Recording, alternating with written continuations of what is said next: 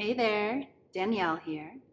I thought I would just talk a little bit today about the coronavirus. A lot of people are perceiving this virus like a battle or a war. So, like a war that we have to fight against, that this virus is out to attack people, kill people, and you have to do what you have to do to fight against it. But truly, there really is no battle to win if you don't enter into a battle. It's really a battle if you perceive it that way, in your ego mind. And so, your infinite awareness, your higher self perspective, your higher mind would not perceive it this way. And so, that fight could also, rather than it being a fight or having to be a fight, it can also look like a negotiation. And that negotiation is between your higher self or your infinite awareness and your little I, ego identity. So that little I, that's the one who's unsure of itself, and it's looking to others to see what to do. It's in fear. It's allowing fear to rule its world. Just imagine right now the masses, and imagine how many people are coming from that little me, that ego identity, looking around, seeing what other people are doing, seeing what they should do. And imagine a whole group of people, a huge group of people, all like kind of in fear, looking around. What do I do? What do I do?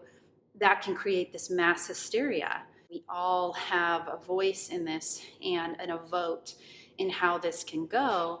So, even if you're just one person who's not going into that hysteria is an important, it is a very important piece to the puzzle. You're going to want to align with your infinite awareness, your higher self. It's a choice. And so, what are you feeding? Do you want to feed the fear, the ego identity, or do you want to feed and align with that higher part of you who can see this broader perspective and can guide you in the most, strategic ways, safe ways, and loving ways, that don't come from this perspective of fear or fighting. Now is really a great time for that. Now to practice that in this time where we do see a lot of collective fear going on. And it's always a choice. It's always a choice that's available to you. So your inner guidance might very well guide you to go buy a mask, a year's worth of toilet paper, but the manner in which you do it will be with calm certainty, not with panic. And that's your own specific guidance. It knows what is going to work out for you. And that's the beauty of listening to your own internal guidance system rather than those outside influences exclusively. So rather than relying on other people or the news, which does broadcast a lot of fear mongering mixed in with information, it's so good to be able to go within and know for yourself what's best for you. And that's really what everyone needs to do. No one knows what's best for another person. We each have this internal guidance system for a purpose. So I'll leave you with this. When you think of CV, would you rather think of yourself as someone who's going around promoting fear, promoting the end of the world, promoting the possibilities of everyone you know dying or getting ill? Or would you rather think of yourself as this calm voice, someone who can bring this broader perspective view, this calm within the storm, being the calm within the storm, someone who can help others, come to terms with what we're all going through in this loving and peaceful way.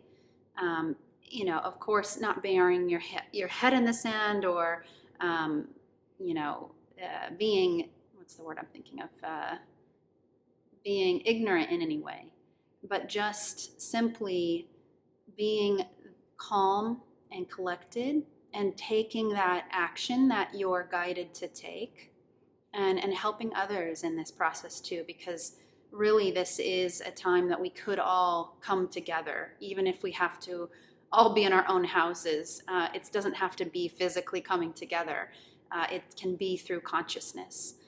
And if we can show ourselves that we can get through this scary time, and choose love, choose the expansive realities over the fearful ones, over the chaotic craziness and fear everywhere, then we will be able to marry those parts of us, become one within, unite our higher self, that infinite awareness, with those smaller parts of us. And in doing that, we are raising our consciousness within ourselves and collectively.